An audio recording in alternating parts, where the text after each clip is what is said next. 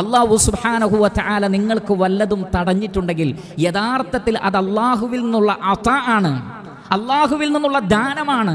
യഥാർത്ഥത്തിൽ നിങ്ങൾ തടയപ്പെടുന്നില്ല. ആ തടയപ്പെടുന്നതിലും മറ്റൊരു അനുഗ്രഹം നിങ്ങൾക്ക് ലഭിക്കുന്നുണ്ട്. കാരണം ഫഇന്നഹു ലം യംനഅക ബുഖ്ല, പിശുക്കുകൊണ്ടല്ല അല്ലാഹു തരാതിരുന്നത്. അല്ലാഹു ഫഖീറല്ല. അത് യഹൂദരുടെ വാദമാണ്.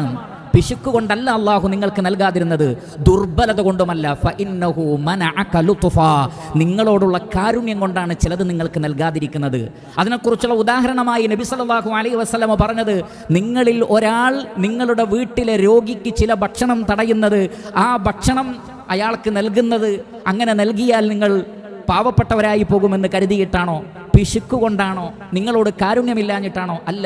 ചില ഭക്ഷണം രോഗികൾക്ക് തടയുന്നത് അവരോടുള്ള കാരുണ്യമാണ്, അവരോടുള്ള റഹ്മത്താണ്. കാരണം ചില ഭക്ഷണം ചില സമയങ്ങളിൽ ചിലർക്ക് അനുയോജ്യമല്ല.